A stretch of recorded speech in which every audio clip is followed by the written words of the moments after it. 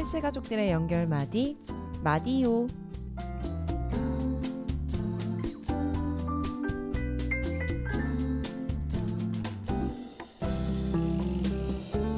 안녕하세요, 클스 가족 여러분. 마디오의 마디지기 최PD입니다.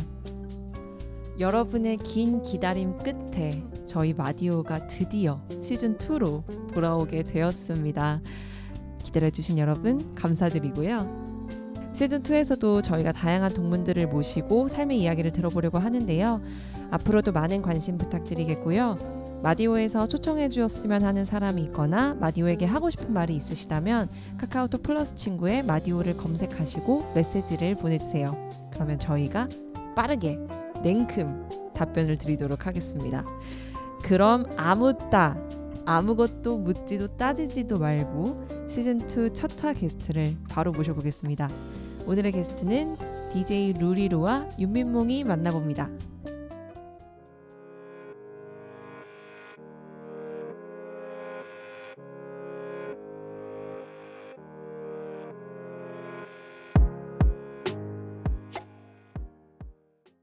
안녕하세요, 클스 가족 여러분. 5년 만에 돌아왔습니다. 오늘의 DJ를 맡은 마디지기 루리루 윤민몽입니다. 예! 윤민몽 5년 만이에요. 잘 지냈어요? 그럭저럭 뭐 이런저런 사건사고를 겪으면서 지냈습니다. 루리루는 어떻게 지냈나요? 저도 너무 잘 지냈죠. 이 시간만을 손꼽아 기다렸어요. 정말로 무려 이제 시즌 2의 1화를 이제 정식으로 저희가 이제 준비를 하게 되었는데 4년 만에 아주 모시기 어려운 분을 또 저희가 모시고 왔죠. 어떤 분이시죠? 맞아요. 오늘 나오신 동문분을 소개해드리려면 이 얘기를 안 하고 갈 수가 없는데요. 아마 저희 팬이시라면 다 아실 거예요. 저희가 시즌2를 이미 준비한 적이 있었어요. 그죠? 맞습니다. 무려 몇 년 전이죠? 한 5년, 4, 5년 전? 그 얘기만 지금 몇 번 하고 있는지 모르겠네요. 우리가 이 게스트 분을 정말 그 열악하고 춥디 추운 교우회관에서 모시고 이제 녹음을 했었는데 이런저런 사정으로 그때 당시에 내보내지 못하고 있다가 5년이 지나고 이렇게 다시 시즌2로 시작을 하게 되었습니다. 그때 세상 밖으로 미처 나오지 못하고 맥북 속에서 잠들어 버리신 선배님의 목소리를 부활시키고자 저희가 이렇게 이 자리에 다시 모시게 되었는데요. 바로 11기 황지영 선배님 어서 오세요.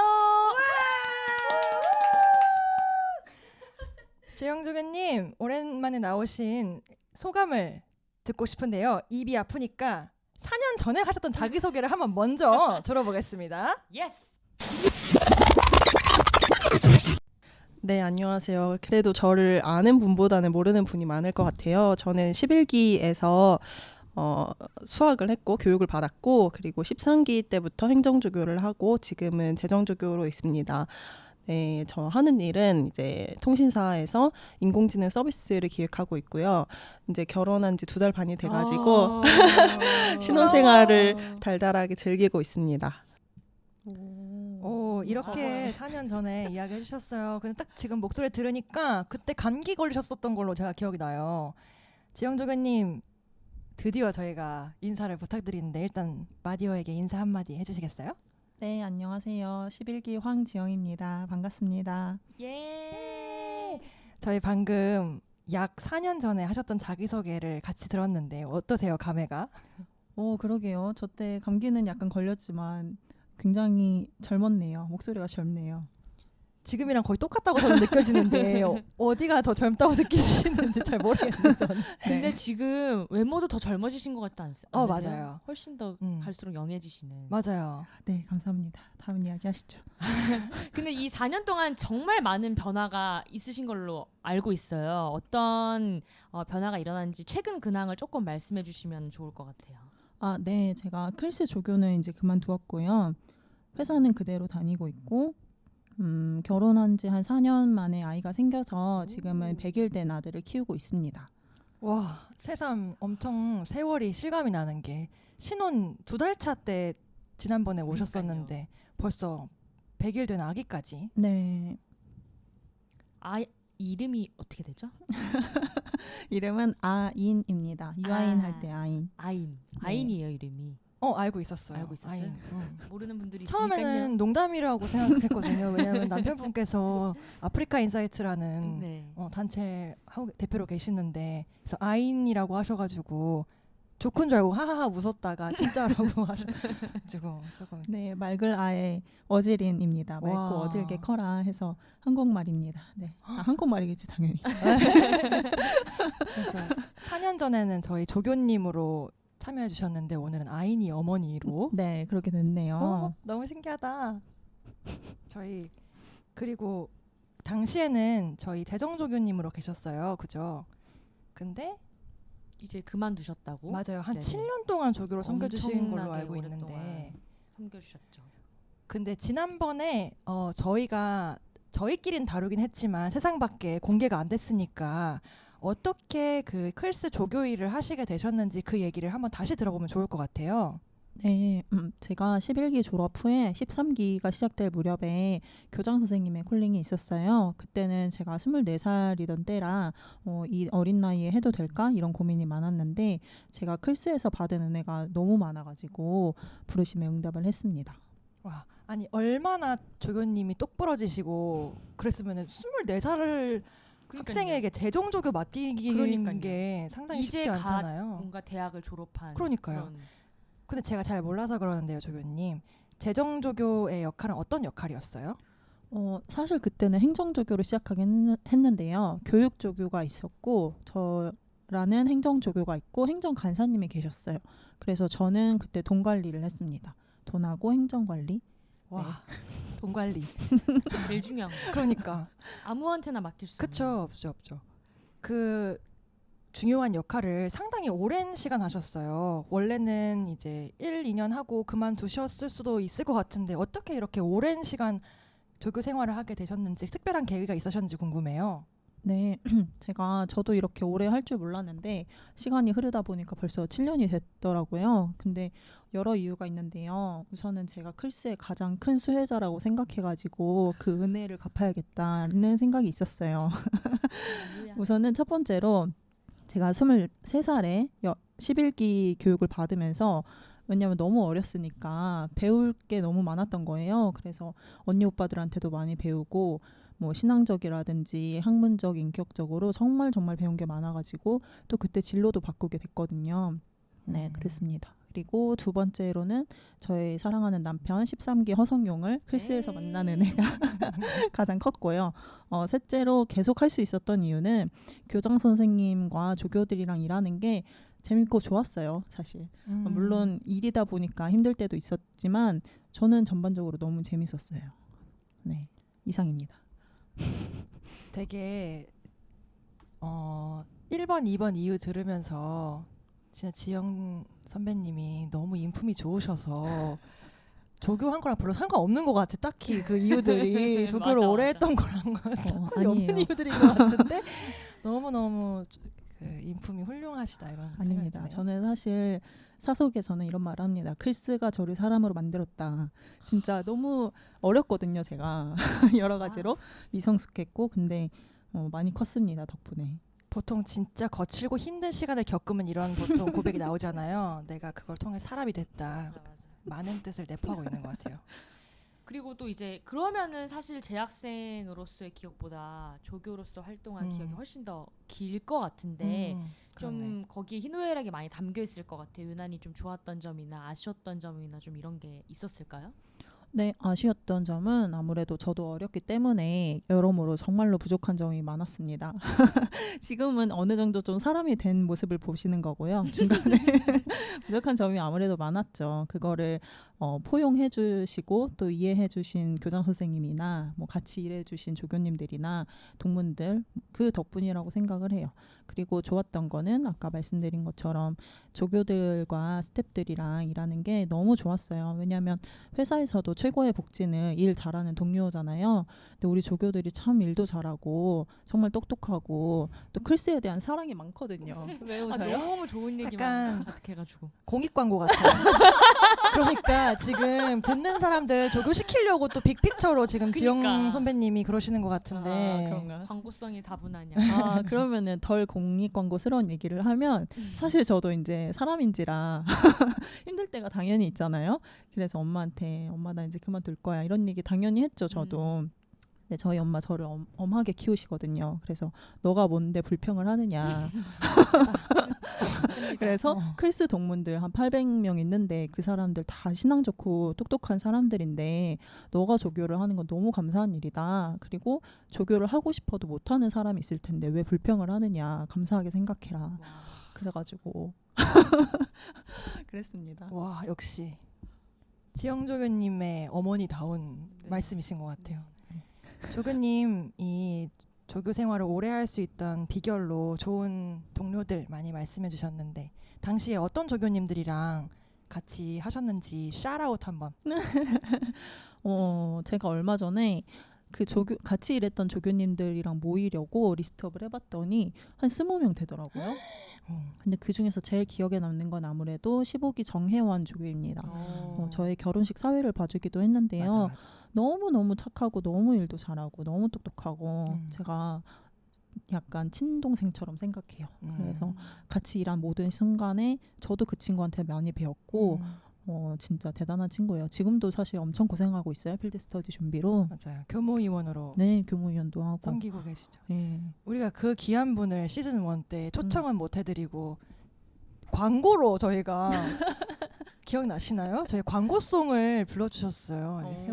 혜원 교무위원님이 다음번에는 말씀을 좀. 네. 그리고 마침 또 TMI지만 저희 16기 김훈혜 형제와 네.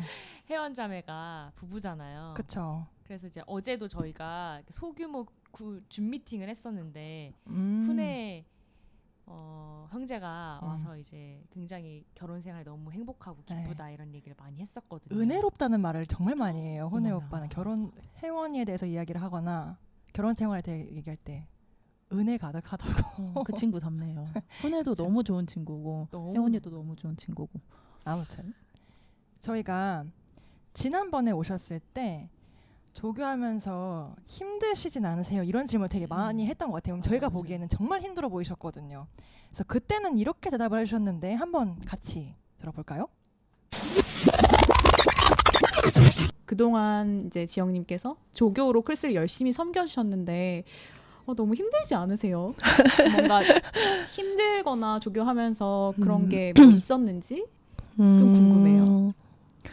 두 가지 정도가 크게 있는데 저희 이 질문이 아닌데 이 질문을 두 가지. 이 질문을 되게 많이 듣고요. 이제 제일 많이 저에게 물어보는 질문 세 가지. 하나는 안 힘드냐? 너 어떻게 하냐? 두 번째 언제까지 할 거냐? 그리고 나도 궁금해.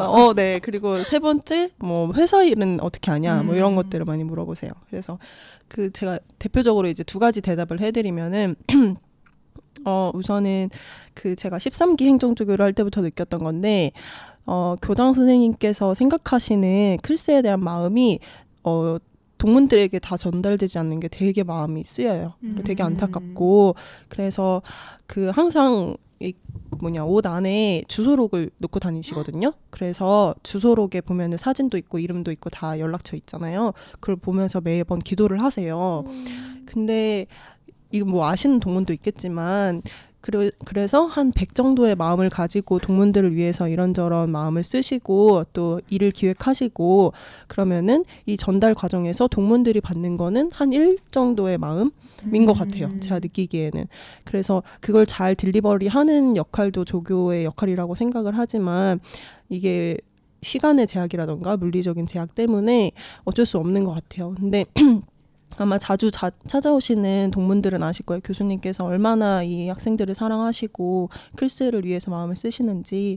네, 그래서 그것이 좀 안타까울 때가 있고요. 와, 저는 이걸 들으면서도 지영 선배님이 얼마나 지혜로운 사람인지 지금 분명히 질문이 조교하면서 힘든 거 없었냐거든요. 대답이 동문서답 아니에요? 동문서답인데요? 약간 면접 프리패스 뭐 이런 거 중에 단점 뭐냐 했을 때 저는 완벽주의가 있다고 약간 이렇게 얘기하면 뭔가 단점인데 장점인데 이런 느낌으로 조교하면서 힘드신 점 교장 선생님의 사랑이 충분히 전달되지 않아서 어떻게 이런 왜 그랬을까요? 저도 들으면서 좋은 얘긴데 왜 저렇게 대답했지? 이러고 그러셨어요? 있었거든요. 지금이랑 다른 이야기를 하셨을 것 같아요. 그러게요. 근데 사실 이 질문에 오늘도 그 얘기를 하려고 하긴 했어요. 교장 선생님의 의도가 100이라면 동문들에게는 1 정도만 전달되는 것 같아서 아쉽다. 그러면서 이제 새로운 임성빈 교장 선생님에 대한 기대 이런 이야기를 오늘 하려고 했거든요. 네. 그러면은 이때는 이제 조교 있을 땐 할 때니까 그거에 더불어서 동문들이 좀 알아줬으면 하는 좀 속 깊은 이야기 몇 가지 지금 얘기해 주셨는데 네. 있을까요? 네네. 추가로 한 3가지 있습니다. 저는 왜 늘 2가지 있고 3가지 있을까요? 우선 첫 번째, 생각보다 조교 일이 정말 많습니다. 그래서 다들 대학원생이거나 직장인인데요. 저희 회사 기준으로 저희 회사 일보다 클스 조교 일이 많습니다. 굉장히 놀랍죠. 그래서 보시는 동문들은 조교들이 고생 많다며 좀 긍휼히 여기고 도와주셨으면 좋겠어요. 네. 그리고 2번째는 클스 공동체가 서로를 더 보듬는 곳이 되었으면 좋겠어요. 그래서 기수별로나 아니면 개인별로 참 다른 타임라인을 살고 있는데 서로의 속도를 좀 존중하고 또 서로 사랑하는 공동체가 되면 좋을 것 같아요. 그래서 누구는 이제 난 대기업 아니니까 앞에 나서기 싫어. 나는 뭐 지금 취준생이어서 앞에 나서기 싫어. 뭐 이런 얘기를 많이 해요. 근데 그런 것들도 서로 다 보듬어 주면서 이해하면서 뭐 자신의 처지나 상황에 관계없이 클스 공동체로 하나가 되면 좋겠습니다. 역시 조교님다운 진짜. 근데 제가 3가지라고 했는데 두 가지만 말씀드렸네요. 네. 마지막으로 새로운 임성빈 교장 선생님에 대한 기대와 감사가 있어요. 네.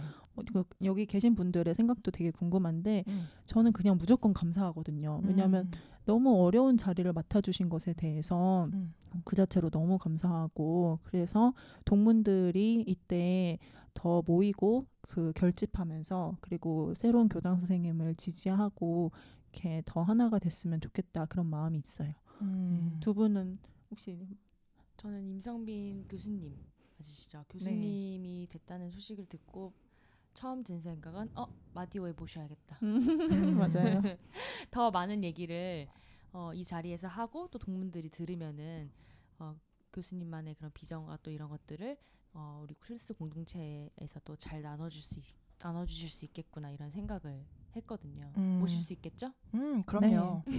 너무너무 좋을 것 같아요. 저도 개인적으로 임성빈 교장 선생님을 제가 잘 아는 건 아닌데 맨 처음에 제가 우연히 장신대에서 하는 무슨 오케스트라 같은 걸 갔어요.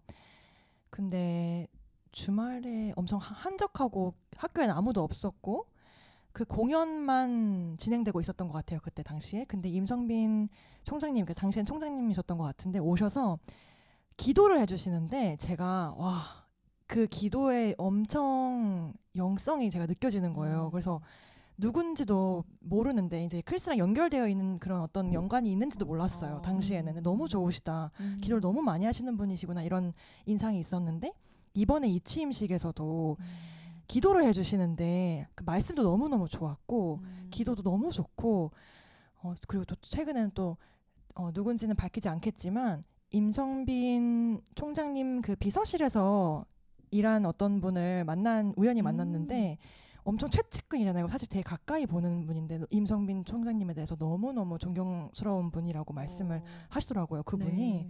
그러면서 저도 너무너무 감사한 마음이 진짜 많이 들었어요. 되게 무거운 자리인데. 그러니까요. 듣고 계시다면 임성빈 교장 선생님 사랑합니다. 감사합니다. 너무 감사하죠. 네. 이장로 교수님도 사랑합니다. 네, 잊지 않았어요, 교장 선생님. 저희가 우리 클스 얘기를 되게 많이 해서 이제 좀 다른 토픽으로 넘어가 볼까 해요. 아까 자기소개에서 말씀해 주셨듯이 5년 전 자기소개긴 했지만 통신사에서 인공지능 서비스를 기획하시고 계신다고 그때 말씀해 주셨었는데 저희가 이번에 사전 인터뷰에서 여쭤보니까 인공지능 전문가답게 고민을 5가지 차원으로 나눠서 개인, 가정, 회사, 공동체, 소명 이렇게 나눠서 고민을 하고 계시다고 들었어요. 근데 궁금한 게 5년이 지난 지금도 네. 같은 곳에서 계속 아, 그러게요. 보시는 그거부터 말씀해 건가요? 주시면 좋을 것 같은데. 그러니까 말이에요. 제가 아직도 이 회사를 다니냐라고 회사 팀장님을 비롯해서 한 200번 정도 질문을 듣고 있거든요. 왜냐하면 저희 업종은 이직이 많아가지고 아직도 그 회사를 다니고 있고 하는 일도 동일합니다. 네. 와, 그게 진짜 저는 대단한 분 같아요. 한 네. 회사를 그렇게 꾸준하게 오래 그러니까요. 하고 다니는 거. 총 몇 년 차 하신 거예요? 지금은 6년 차고요. 음. 대단한 거는 없고 고민이 그래서 너무 많죠. 음. 5년 동안 고민을 했습니다.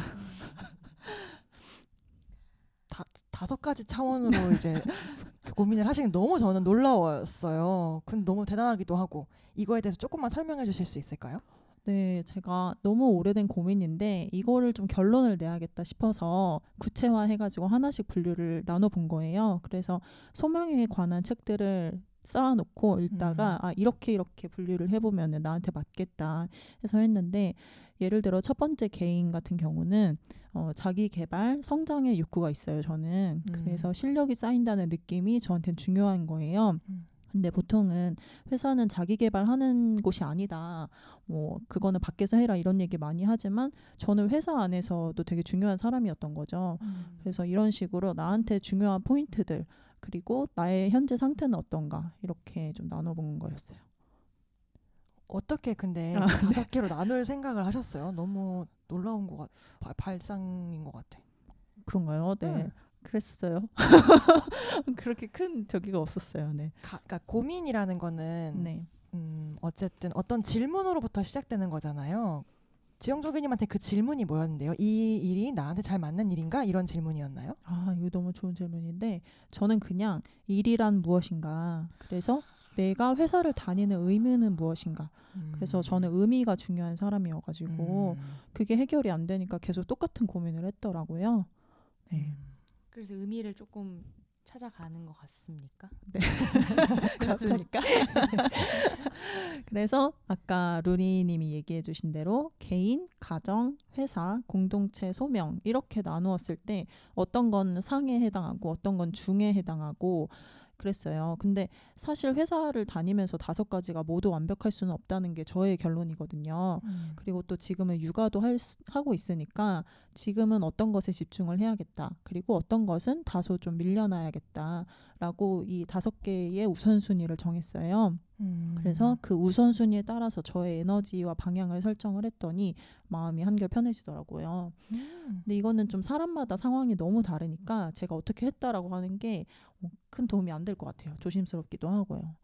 근데 질문이 또 있어요. 그러면 이 5가지 중에서 가장 어려운 것과 그래도 이거는 뭐 쉬운데 이런 게 있을 수 있잖아요. 그런 거에 기준이 또 있는지랑 또 어떻게 좀 헤쳐나가고 있는지 또 좀 더 디테일하게 듣고 싶네요. 정말 똑똑한 친구들이에요. 저한테 제일 어려웠던 건 소명이에요. 마지막 소명인데 제가 국가와 사회에 기여를 하고 있는가? 그런 가치를 내가 추구하는데 뭘 하고 있는가? 이걸 제가 상중하 중에 하인 거예요. 지금 제가 이 회사에서 일하면서 전기를 낭비하고 있다. 탄소를 낭비하고 있다. 이런 생각이 들었어요. 진짜로. 그래서 제가 하는 게 너무 의미가 없어 보이는 거예요. 그래서 이거는 좀 뒤에 나중에 소명 관련돼 가지고 말씀드릴 거고 아무튼 이게 저한테는 제일 크고 어려운 숙제였던 것 같고요. 제일 쉬운 거는 의외로 분석을 해보니까 경제 활동을 해서 가정에 이바지하는 것. 이것을 저는 옛날에 별로 중요하지 않게 여겼는데 아이를 낳아 보니까 내가 열심히 돈 벌어가지고 분유 사 먹이는 게 이렇게 뿌듯하구나. 그런 엄마 아빠의 마음이 된 거예요, 진짜.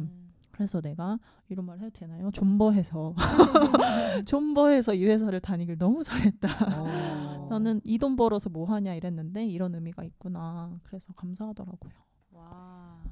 근데 되게 고민을 많이 하신 흔적이 느껴지네요. 그쵸. 네. 보통 분석이라는 단어를 쓰진 않거든요. 자기 고민에 있어서. 근데 지금 선배님이 제가 분석을 해보니까 이렇게까지 말씀하시는 거 보면 얼마나 깊이 생각하셨는지를 알 수 있는 것 같아요. 네, 그렇습니다. 그러면 지영 선배님은 소명에 대해서 아까 조금 이따가 말씀해 주신다고 하셨는데 좀 듣고 싶어요. 일로서는 어떤 비전을 가지고 계시는지 어떤 일을 하면서 살고 싶으신지. 네, 저는 19살에서 20살이 되면서 좀 인생의 큰 그림을 그려봤어요. 그래서 20대에는 나를 위해서 살고, 30대는 가정을 위해서 살고, 40대부터는 사회를 위해서 살아야겠다. 그런 큰 총론이 있는 거예요. 이걸 19살 때. 제일 후회 생각 많을 아닙니까? 때. 제일 생각 많을 때. 근데 문제는 강론을 정하는 게 너무 어려운 거예요. 아, 그래서 나는 지금 뭘 해야 돼? 뭐 이런 고민들, 그리고 상황도 계속 바뀌고요. 그래서 어떤 일 자체를 수단으로 삼아서 이루고 싶은 어떤 비전이 있지는 않아요, 제가. 그 비전과 소명을 정하고 싶어서 오래 고민을 했는데 비전은 발견을 해내는 거지 제가 만들어내는 게 아니더라고요. 그래서 너무 다소 답답하지만 그냥 제 그릇이 아직 안 되나 보다. 그릇이 만들어지면 하나님께서 그분의 이루실 이 비전을 나에게 보여주시겠지. 그냥 그렇게 지금은 마무리를 했어요. 문득 궁금한 게 생겼는데 선배님은 이런 고민에 대해서 남편분과 대화를 많이 하시는 편이세요? 너무 많이 하죠. 너무 많이 하고 음. 주변 사람들한테도 많이 물어보고 그래서 사실 클스 동문들이 저에게 참 많은 지혜를 주세요. 남편 포함해서. 그렇군요. 저도 저의 고민을 마디 언니들이랑 되게 많이 나누는 편이거든요. 클스의 힘이 이렇게 놀랍습니다. 맞아요. 이런 저희가 마디오가 존재하는 이유도 저희가 맡고 싶은 역할이 이렇게 다양한 분들을 초청을 해서 이 비전이라는 게 사실 말씀하신 것처럼 어떤 분들은 정말 찾아 나서는 분들도 있고 어떤 분들은 일찍이 받는 분들도 있고 그렇죠. 어떤 분들은 사실 뭐 비전이랄 거 없이 하루하루 최선을 다해서 살아가는 거 그 자체가 의미인 분들도 계시고 되게 다양한 모습들이 있을 수 있는 것 같아서 오늘 지영 선배님의 말씀을 듣는 청취자분들도 되게 위로가 되신 분들도 많으실 것 같아요. 비슷한 고민을 하고 있구나. 아직 잘 몰라도 괜찮구나. 뭐 이런. 그리고 아까 소명 회사에서 내가 이바지하고 있는 게 맞을까? 이 일이 사회에 뭔가 의미 있는 일일까? 이런 의문이 드셨다고 하셨잖아요. 전 들으면서 약간 그거는 회사가 잘 못해주는 것 같다. 그 역할을. 그런 생각을 했어요. 원래 그거가 회사가 보여줘야 되는 것 같아요. 이 일이 어떤 의미인지. 왜냐하면 당연히 데이투데이 자기 앞에 있는 거밖에 시야가 이제 좁아질 수밖에 없잖아요. 매일매일 힘드니까. 그래서 좀 회사 리더십에서 그걸 좀 해줘야 되는데 못하고 있는 건 아닌가. 너무 맞는 말이고 할 말 하안입니다. 그렇죠. 알겠습니다. 이것도 날밤새 해야 돼 이런 거 이 주제는. 제가 아까 남편분이랑 이런 고민 많이 나누시는지 여쭤봤는데 너무 많이 나눈다고 대답해 주셨잖아요. 진짜 부러운 것 같아요. 전 개인적으로 제 로망이에요.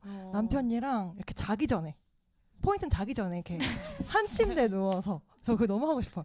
서로를 바라보며 바라보진 않고 그거는 다양한 각도로 할 수 있을 것 같아요. 매일매일 다르게 좀 할 수 있을 것 같은데 이렇게 좀 이렇게 불 끄고 누워서 잠들 때까지 그런 비전에 대한 이야기도 좀 하고 그래서 갑자기 막간을 이용해서 조교님 아니 선배님의 러브 스토리를 또 들어보고 싶어졌어요. 갑자기. 제일 재밌죠. 갑자기 이건 사전 질문 없었는데요. 그래서 저희는 잘 알고 있지만 우리 클스 대표 CC예요. 사실 이 두 커플이. 그렇죠. 지영 선배님 남편분이 13기 허성용 선배님이신데요. 11기? 13기 맞아요. 13기 선배님이시죠? 두 분의 도대체 어떻게 만나시게 된 건지 4년 전에 사실은 여쭤봤었어요. 그리고 지금까지 살면서 얼마나 많이 너무 말씀을 하셨겠지만 그렇죠. 조금 우리 지겹죠. 클스 동문들한테는 꼭 얘기를 해줘야 돼요. 왜냐면 이 클스와의 만남은 아직 솔로인 우리 클스 동문들에게 맞아. 큰 힘이 되거든요. 맞습니다. 그런데 4년 전에 말씀해 주셨으니까 한번 그거를 대신 들어볼게요.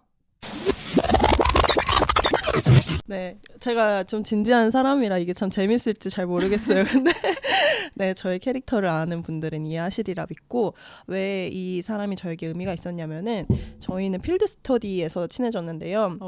같은 11기셨네요. 13기 필드 스터디에 제가 가면서 이제 친해졌는 가신 거죠? 그쵸. 네. 근데 이제 남편이 그때 저에게 무슨 얘기를 하냐면 자기가 저를 두고 기도를 하는데 하나님께서 이제 너를 있는 그대로 사랑하고 이제 있는 그대로 존중해 주기를 바라시는 것 같다라고 해주시는데 그게 저한테 너무 큰 복음인 거예요. 왜냐면 저는 좀 엄한 부모님 아래서 이제 자라가지고 뭔가 일도 열심히 해야 될 것 같고 공부도 열심히 해야 될 것 같고 그래야 부모님께 인정받을 것 같은 마음이 있었고 하나님과의 관계에서도 내가 교회 일 열심히 하고 봉사 일을 열심히 해야 하나님께서 나를 사랑하실 수 있겠다라는 그런 마음의 부담이 항상 있었었는데 그래서 항상 기도하기를 하나님 저를 있는 그대로 사랑해 주시면 안 되나요? 하나님 저는 하나님과 이렇게 기브앤테이크 관계가 되기 싫어요 라고 했는데 하나님께서 이렇게 좋은 사람을 만나게 해주셔가지고 딱 그 말을 들려주시니까 너무 감사하고 좋았어요. 당시에도 제가 너무 달달해가지고 충격 먹은 기억이 있거든요. 다시 들으니까 새롭네요 또. 저 이렇게 이때 뭐라고 했는지 혹시 기억나세요? 뭐라고요? 저한테 루리루가 저한테 너를 두고 기도한다는 사람이 있다고 해. 그러면 유민몽 어떨 것 같아? 그러니까 제가 바로 결혼하자. 그랬어요? 그랬었거든요. 네. 그런 만큼 되게 인상 깊었던 스토리였는데 다시 들어도 감동적이네요. 그러니까 제가 궁금한 게 이게 교제를 하고 계신데 이런 말씀을 하신 거예요? 아니면 사귀기도 전에 그렇게 말씀하신 거예요? 그러니까 소위 말하는 썸을 탔고요. 필드 네. 스터디를 가면서 그 전에는 남남이었고요. 근데 조금씩 기도를 하시더라고요. 저를 두고. 우와. 그래서 이 말은 필드 스터디 안에서 했을 거예요, 아마. 근데 너무 이렇게 뭔가 뭔지 알죠? 막 미국에서 이렇게 막 힘든데 맞아. 이거 얼마나 좋아. 와. 더 사랑이 싹 트죠. 썸일 때 어쨌든 고백처럼 이렇게 하신 네, 거네요. 네. 소름 왜냐면 돋았어. 저도 남편도 굉장히 진지한 사람이고 우리는 필드 스터디라는 너무 중요한 과제를 갔는데 가벼운 마음으로 썸을 탈 수는 없잖아요. 그러니까 서로 진지하게 여겼던 것 같아요. 그 상황을. 지영 선배님도 허성룡 선배님 놓고 기도를 하고 계셨어요? 아니요. 뭐 그럴 수 있죠. 네. 네. 근데 저 궁금한 게 갑자기 생각났어요. 이때는 여기까지만 들었던 것 같아요. 네. 그래서 약간 사귀자 이게 있었나요? 아니면 자연스럽게 그러게. 맨날 만나고. 그건 좀 남편의 성격인데요. 사귀자가 없었어요. 그냥 썸을 타다가 한국에 가서도 계속 만나고 그냥 그렇게 됐어요. 1일은 없는 건가요? 네, 없어요. 마이 그래서 제가 나중에 근데 왜 오빠는 그렇게 사귀자고 안 했어? 그랬더니 뭐 자기가 약간 우유부단한 사람이라 잘 말을 못 꺼냈다 이랬던 것 같아요.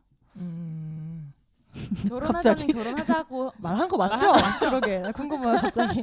그것도 그냥 예. 그거 상호 합의하에 된 거 맞고요. 어떻게 오빠는 왜 결혼하자고 말 안 안 하는 해. 나인이 있어.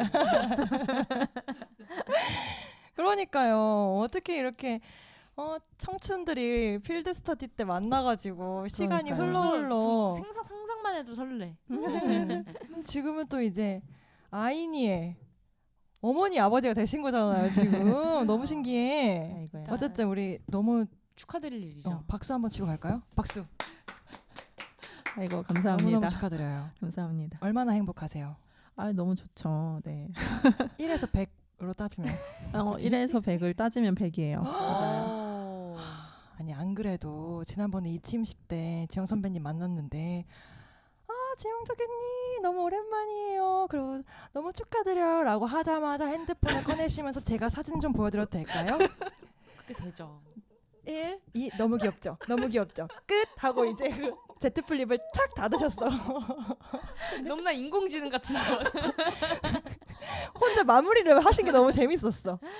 1 너무 귀엽죠? 2 너무 귀엽죠? 3 너무 귀엽죠? 자, 끝! 이렇게. 그럼 아이니에 대한 자랑이나 소개 좀 부탁드릴게요.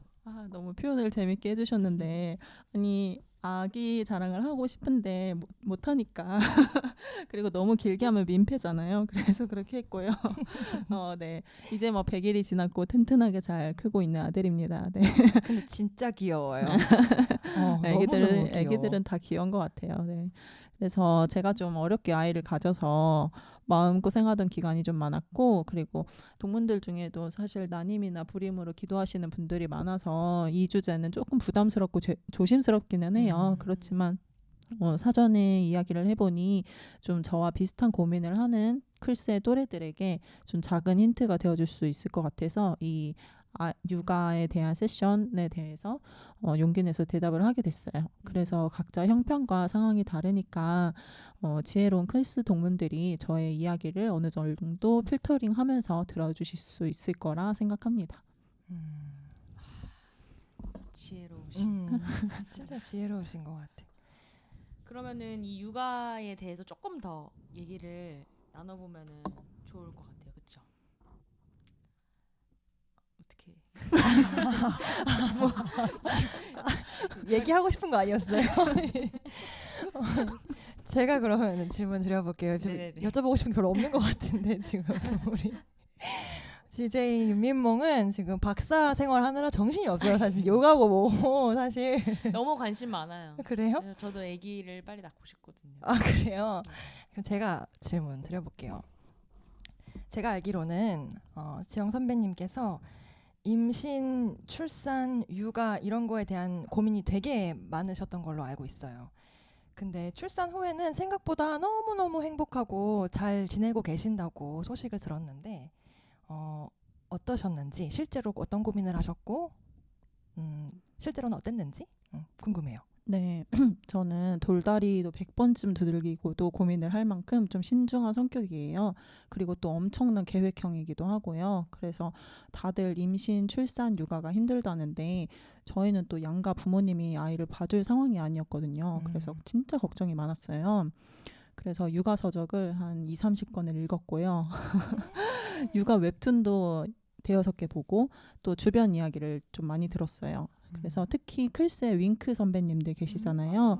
그 선배님들의 지혜가 너무 큰 도움이 됐어요. 이 자리를 빌어서 너무너무 감사합니다.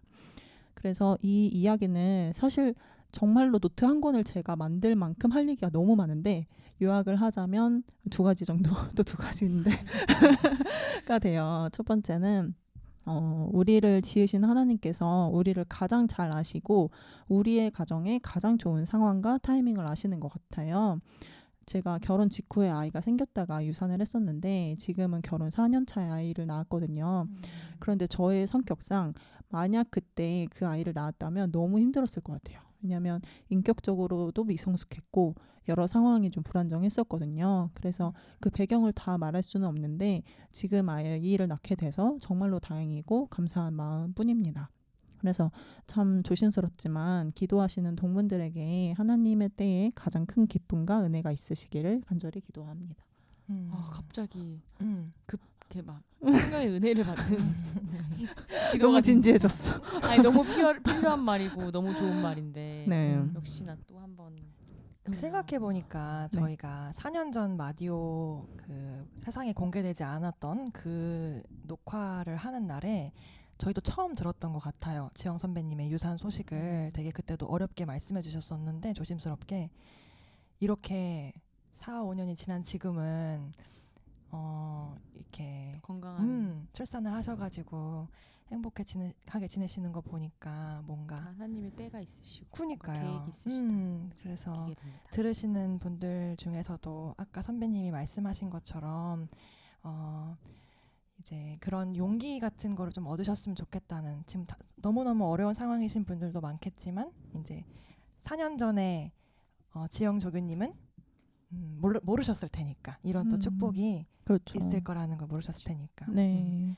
2가지 포인트 말씀해 주신다 그랬는데 네. 2번째는 뭐예요? 네, 2번째는 그랬기 때문에 저는 임신 기간 내내 또 출산 과정도 또 육아를 할 때도 생각보다 수월하게 흘러가더라고요. 그래서 어려움을 한 100 정도 예상을 했다면 생각보다 5 정도. 였어요. 엄청 적네요. 엄청 그러게요. 적었어요. 얼마나 많은 걸 하셨다는 거겠어요.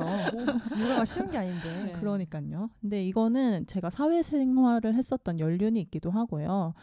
책을 읽고 예습을 많이 했었던 이유도 큰 것 같고 또 아이를 어렵게 가져서 그냥 이 모든 과정이 다 감사하게 여겨져서 그런지 좀 복합적인 것 같아요. 복합적인 것 같아요. 그래서 기도를 많이 하시고 공부를 하시면 되게 아이를 준비하시는 분들에게 좋을 것 같고요. 그런 원론적인 이야기를 하고 싶어요. 그래서 아이가 주차별로 성장을 하는데 정말 책에서 나온 그대로 크는 게 저는 굉장히 신기했거든요. 이번 주에는 뭘 해요? 이번 주엔 뭘 해요? 이런 걸 알려줘요. 어플에서도. 그래서 저는 그런 과학자 같은 마음으로 육아를 하니까 좀 흥미로운 게 많았어요. 근데 사실 이것도 사람마다 케바케인 것 같아요. 그냥 모르고 뛰어드는 거를 더 선호하는 사람들도 있으니까. 네. 선배님은 원래 영화 보실 때는 결말을 알고 보시는 편이신가요? 상관없어요. 상관없어요. 알고 봐야 돼요. 저 말씀 들으면서 두 가지 질문이 생각났는데 첫 번째는 가장 예상했던 것보다 예상과 다른 점. 그러니까 이건 진짜 걱정 많이 했었는데 생각보다 전혀 안 그렇네? 라든지 준비된 내용 아닙니다. 네네. 갑자기 궁금해진 거예요. 그거랑 가장 예상과 달랐던 점. 두 번째는 많은 준비를 하셨다고 웹툰도 보시고 근데 그 중에서 뭐가 가장 도움이 되셨는지가 궁금해요. 너무 다들 정말 좋은 질문이네요. 이런 상투적인 표현을 계속 쓰게 되는데 저는 아기가 밤에 안 자는 게 너무 스트레스였어요. 그러니까 제가 아기가 못 자면 저도 못 자니까 어떡하지 걱정을 했는데 제가 석사를 할 때 밤샌 경험이 많아가지고 너무 괜찮은 거예요.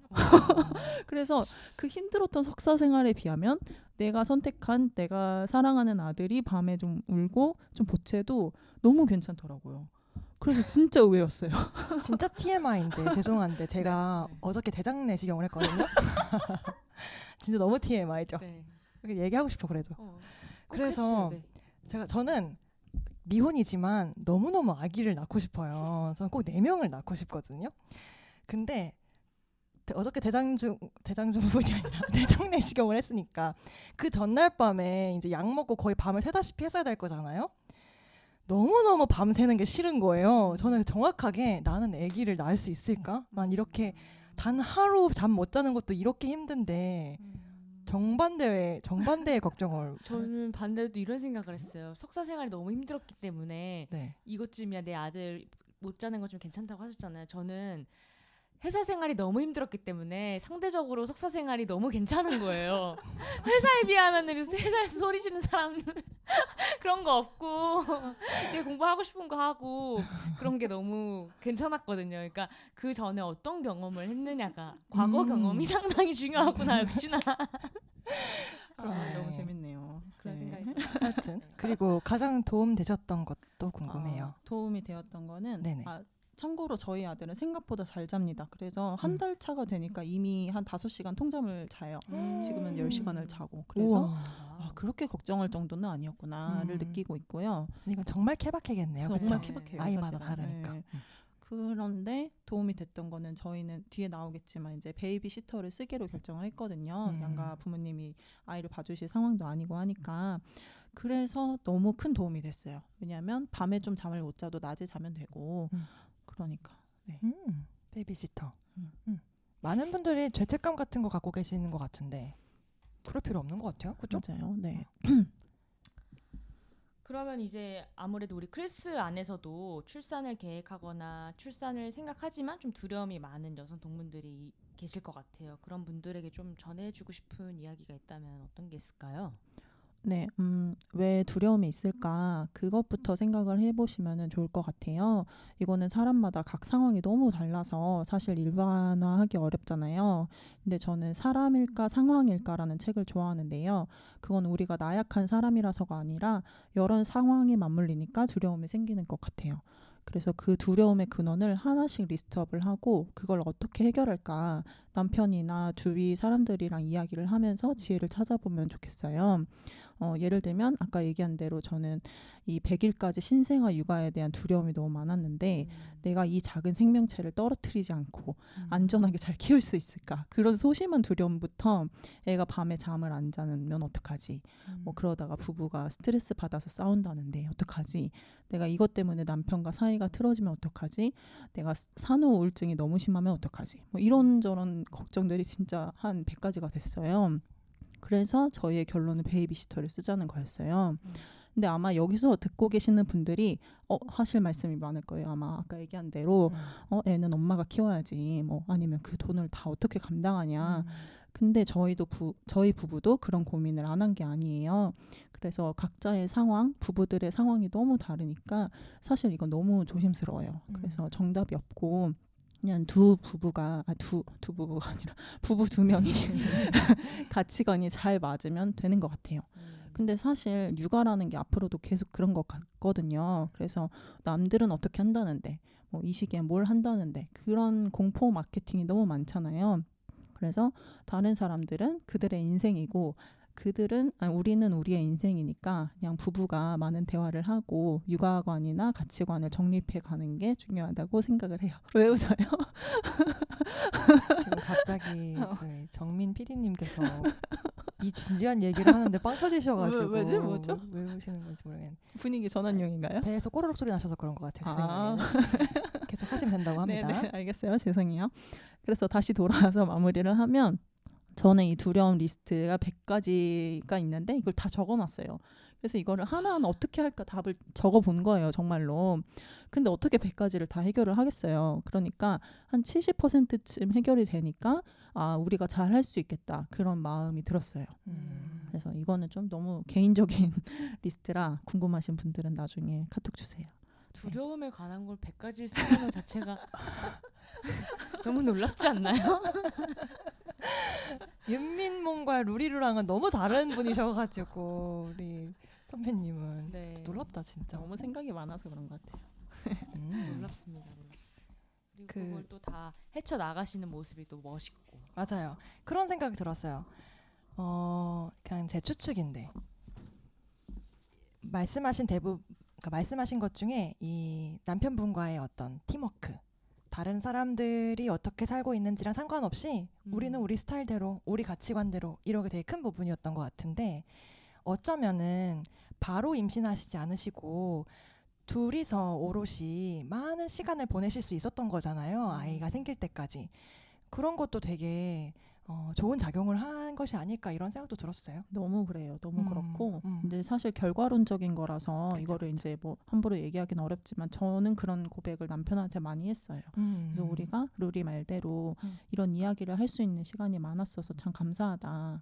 내가 어른이 되고 좀 사람이 돼가지고 아이를 키워서 낳으니까 참 장점이 많네. 이런 얘기를 했죠. 개인적으로 연락하면 주신다는 그 100가지 고민 리스트 있잖아요. 두려움 리스트. 네. 하나하나 솔루션도 써 있나요? 네, 어느 정도? 네. 와우. 이거는 개인적으로 연락해서 달라 그래야겠다. 그렇죠? 그 대여 가능한가요? 별거 없어요. 네.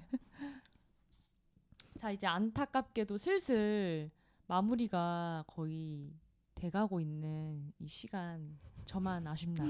아니요, 아쉬워요. 아쉬워요. 아쉽죠? 네네네. 아쉬워요. 그럼 마지막으로는 어떤 얘기를 좀 하면서 마무리를 할 수 있을까요? 저희가 사실 너무 안타깝게도 저희 DJ 총총이 계시잖아요. 네. 오늘 급하게 아프셔서 못 오셨는데 아주 많은 양의 다과로 저희와 지금 함께 해주셨는데 오늘 미치겠어요, 정말. 진짜 미치겠어요. 너무 그분이 우리 사랑하셔가지고 그니까요. 녹화해야 되는데 계속 피자 보내고 음료수 너무 보내가지고 띵동띵동 거려서 몇 번을 끊어갔는지 모르겠네. 정말. 아무튼 DJ 총총이 우리 지영 선배님이랑 되게 가까운 사이세요. 그래가지고 이 만나서 사전 인터뷰도 DJ 총총이 다 준비를 해주셨는데 DJ 총총의 말에 의하면 황지영의 가정 공리주의 뭐 이런 게 있대요. 저는 지금 살면 처음 들어봐요. 가정 공리 중이라는 그러니까요. 거를 살면서 처음 들어보는. 저도요. 이걸 가지고 있는 사람도 처음 봐요. 이런 거를 너무 놀라운 분이신 것 같은데 지금 그래서 마지막으로 여쭤보고 싶은 질문은 일과 가정 또 육아 이런 중요한 문제들의 사이에서 의사 결정이 필요할 때 도움이 될 수 있도록 이런 가정 공리주의 같은 원칙을 세우셨는데 이거 마지막으로 이거에 대한 설명을 듣고 좀 마치면 좋을 것 같아요. 네, 좋습니다. 네, 사실 이것도 참 별게 없는데 성경님이 너무 멋진 언어로 잘 포장을 해주신 것 같아요. 그래서 공리주의는 모두 아시다시피 최대 다수의 최대 행복이잖아요. 근데 저는 육아를 할 때 저랑 남편이랑 아들 이 3명의 옵티멀 포인트를 찾자 이렇게 생각을 했어요. 근데 그 말은 한 사람이 일방적으로 희생을 하거나 또는 한 사람 위주로만 돌아가는 선택이 아니라 조금씩 양보를 해서 3명이 각자 한 70%쯤 만족스러운 그런 선택을 하자. 그런 취지예요. 근데 왜 그런 생각을 했냐면요.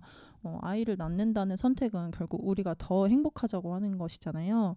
근데 육아는 힘들다는 게 보편적인 생각이죠. 그래서 그럼 왜 그럴까? 왜 힘들고 왜 부부들이 싸우고 왜 산후 우울증이 올까? 그걸 피하기 위해서는 어떻게 해야 될까? 또 이것도 열심히 분석을 하면서 또 써내려갔죠. 진짜 프로 분석만. 삶의 모든 이슈를 분석해 본다. 아, 네.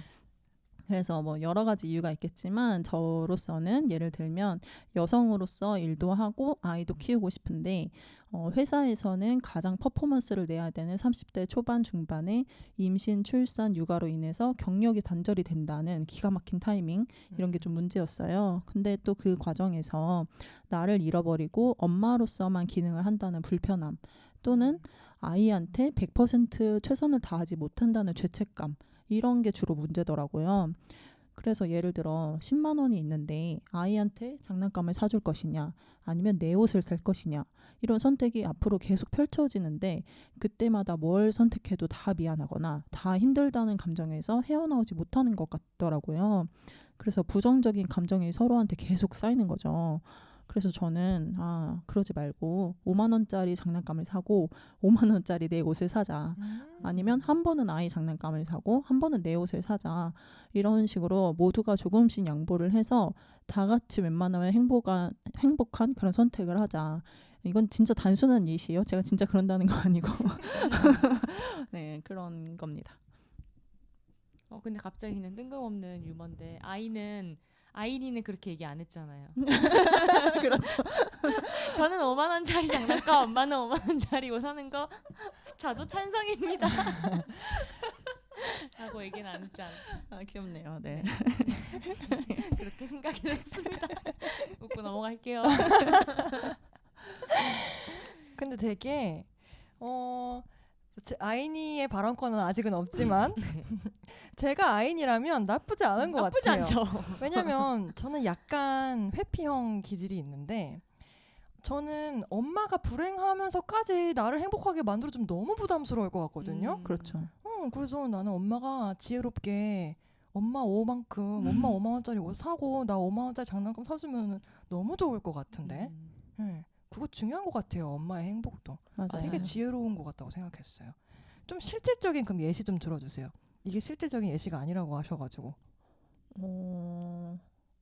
뭐가 있을까요? 최근에 그런 상황이 있었나요? 아니면 뭐 혹시? 남편분과의 둘 사이에서도 아직 아이니가 많이 안 컸으니까 그 두 분의 사이에서 공리주의? 오늘만 해도 예를 들면 그럴 것 같아요. 지금 저녁이고 남편이 집에서 아이를 보고 있어요. 그러면 사실은 남편한테도 미안해질 수 있고 그 시간에 내가 아이를 보지 않았으니까 미안할 수 있잖아요. 그렇지만 저는 여기 오는 게 너무 행복하거든요. 그래서 내가 행복한 채로 충전이 돼서 집에 가면은 온 가정의 평화가 임합니다. 그거 가스라이팅 아닌가요? 죄송한데. 아니 대신에 저는 이제 남편도 똑같은 시간을 줘요. 그래서 주말에 남편 좀 힘들어 보면 내가 애 볼 테니까 나가서 혼자 영화를 보고 와라. 최신 영화를 다 보십니다. 오. 그러니까 꼭 둘이 같이 다 모든 걸 희생할 필요는 없으니까. 네. 맞아요. 맞아요. 아이니도 희생? 모두가 희생하는 뭐. 아니 그거를 희생은 아니고 장난이에요. 희생은 아니고 서로 이제 조금씩 행복을 추구할 권리가 있다. 뭐 이런 거죠. 물론 저는 근데 개인적으로 너무 지혜롭다고 생각합니다. 네. 근데 그런 경우는 어떡하나요? 행복을 추구하는데 나는 지영이랑 영화 보고 싶어. 이렇게 해가지고 남편분이? 자꾸 난 혼자 있고 싶은데.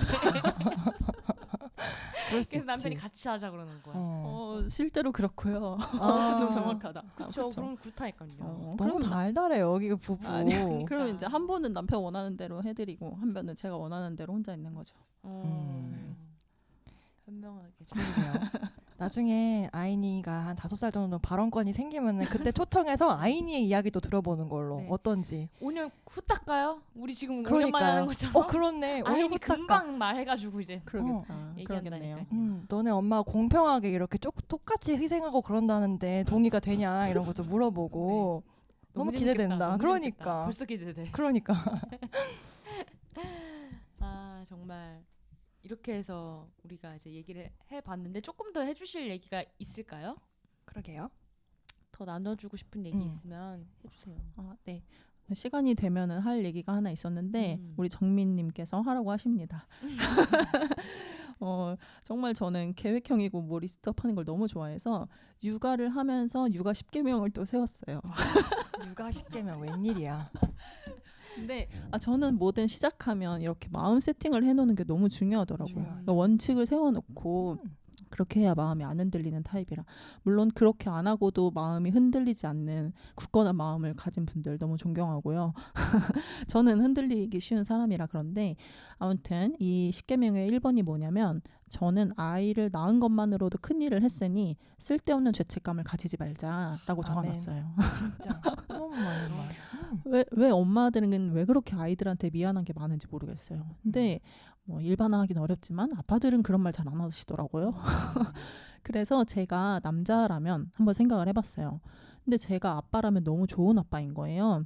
왜냐면 열심히 일을 해서 돈을 잘 벌고 배우자들한테 잘하고 집안일도 잘하고 가정적이고. 근데 왜 나는 워킹맘이라면 더 많이 노력을 해야 된다고 스스로 채찍질을 했을까 싶더라고요. 그런 더 프레임이 있었던 거죠. 그래서 이거는 워킹맘이라는 사회적 프레임 때문에 내가 편견을 만들었구나. 그래서 나는 이미 이 정도면은 좋은 엄마니까 뭘 더 잘하려고 하지 말자. 그러다가 무리해서 탈나고 힘들어진다. 그런 생각을 했어요. 저의 에너지를 아는 거죠. 그래서 앞에서 말씀드린 그런 공리주의 원칙에는 사실 정말 많은 뉘앙스가 포함이 되어 있는데요. 육아는 장기전이잖아요. 그래서 한 10년 정도는 일과 가정과 육아를 전체적으로 힘을 좀 빼고 하자. 그런 마음이 있어요. 왜냐면 너무 또 아이를 우선시하다가 제 성격상 예민해지고 또 욕심이 생기고 등등등. 근데 그러지 말아야겠더라고요. 그래서 에너지가 넘치는 분들은 뭐 일이든 가정이든 육아든 다 잘하시겠지만, 저는 스스로의 체력과 정신력을 잘 알기 때문에 이 정도면 됐다. 그래서 사실 아이를 좀 대충 키웁니다. 물론 네, 대충 키워라가 저의 모토예요. 근데 남편 말로는 옆에서 볼 때 더 대충 키워도 될 것 같다. 지금도 충분히 빡세다. 그럽니다. 대충의 정도가 다 다르니까. 저 개인적으로 굉장히 동감하는 게, 우리 부모님은 부정하시겠지만 저는 굉장히 방목형으로 키워졌다고 생각하거든요. 그래서 지금의 제가 굉장히 제가 원하는 대로 하는 거를 굉장히 더 지지해 주시고 오히려 저를 가둬놨다면은 더 부정적인 영향이 끼쳤을 것 같아요. 맞아요. 대충 키워도 괜찮습니다. 맞아요. 잘 자랍니다. 이 육아 10계명 저희 기수에도 최근에 출산한 김사랑이라는 자매가 있는데, 이 방송 꼭 들었으면 좋겠네요. 또 TMI지만 김사랑 자매가 딸을 낳았는데 저랑 똑같은 이름으로 지었거든요. 아 진짜? 그랬구나. 이루리로. 너무 신기하죠. 이쁜 이름이라. 그걸 얘기하고 받았나요? 싶었어요. 저한테요? 받을 필요 없는데. 사실 사랑이는 제 이름이랑 똑같이 짓고 싶지 않았던 것 같아요. 근데 시어머니가 진짜? 강력하게 말씀하셨다고. 아 진짜? 네. 아무튼 너무 이쁘죠. 네. 너무 예뻐. 이 최근에 이제 육아를 시작하신 우리 동문들이나 아니면 계획하고 계신 분들이 오늘 지영 선배님 이야기를 꼭 들었으면 좋겠네요. 너무 중요한 얘기인 것 같아요. 근데 실제로 이게 10계명이라고 하셨잖아요. 진짜로 10개가 있는 거예요? 네. 진짜로요? 네. 노트에 맨 앞에 붙여놨어요. 그것도 되어야겠네요. 그것도 사진 찍어서 개인적으로 연락하는 사람들한테 뿌려주시면 감사하겠습니다. 그 10계명은 허 선배님이랑 같이 만드신 건가요? 아니면 네. 오. 근데 또 TMI인데 저의 남편은 너무 뭐든지 잘하기 때문에 그런 걸 볼 필요가 없고 사실은 제가 필요해가지고 제 마음가짐이 중요하니까 그랬죠. 이제 허 선배님 얘기 그만 몰라볼란다 진짜. 아무튼 오늘 너무 알찬 시간이었는데 맞아요. 너무 시간이 빨리 가요. 맨날 그래. 맨날 그래. 시간 부족해 늘. 부족해. 그 막간으로 마지막에 그 지영 선배님이 마디오에 초청하고 싶은 사람이 있는지 궁금한데, 이장료 그 선생님 안 되고 임성빈 약간 뻔한 사람 그 다 안 선생님 돼요. 안 돼요. 뻔한 사람 안 돼요. 우리가 모를 만한 이 셋이 모를 만한 이거 어렵다. 13기의 누군가? 라든지. 그리고 혹시나? 이유도 좀 있어야 돼. 네. 이건 진짜 생각지 못했는데요. 갑자기 옛날 친구 소환하는 느낌. 갑자기 듣고서 나? 이렇게.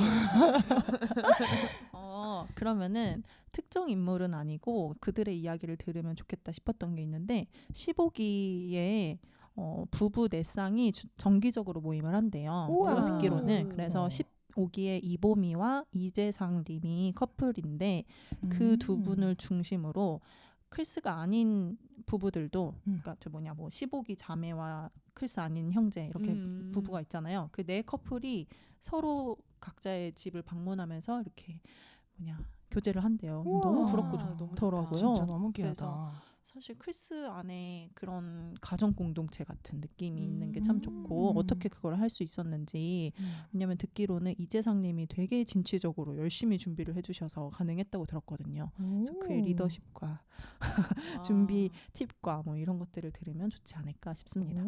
이것도 재미 쏠쏠하겠는데요? 두 부부도 괜찮겠는데. 저희 16기에도 약간 비공식 16기 있잖아요. 그렇죠, 저희 그렇죠. 정정정님의 남편 되시는 남편이신, 분. 네, 네. 이동준님이 비공식 16기시거든요. 개인적으로 너무 감사해요 그분께. 16기 모임에 상당히 열정적으로 참여해주시고 리액션을 너무 잘해주세요. 아 그래요? 듣고 계시다면 감사하다고 말씀드리고 싶고 너무 얘기가 마지막에 산으로 갔는데 어쨌든 오늘 지영 선배님이랑 함께 할 수 있어서 그리고 네. 우리 대망의 이 마디오 시즌 2의 진짜 첫 에피소드를 함께 해주셔서 너무 감사하고 또 나눠주신 말씀도 진짜 한마디 한마디 진짜 고민을 많이 하고 하신 거라고 느껴졌거든요. 그만큼 듣는 분들이 오늘 얻어가시는 게 많았으면 좋겠어요. 윤민모 오늘 어떠셨어요? 저도 오늘 다시 한번 또 이렇게 요즘에 되게 처져 있었는데 클스를 이렇게 만나고 얘기를 하면은 정말 항상 힘을 받고 가는 것 같아요. 진짜 그래서 맞습니다. 네, 들으시는 분들도 이 에너지를 항상 잘 가져가셔서 삶에서 또 적용하는 그런 계기가 됐으면 좋겠고 2회 때 다시 돌아오겠습니다. 네, 지영 선배님 감사합니다. 네, 감사합니다. 눈을 감으면 잡은 느껴지는 따스한 마디마디의 온기 용기를 전합니다. 마디오.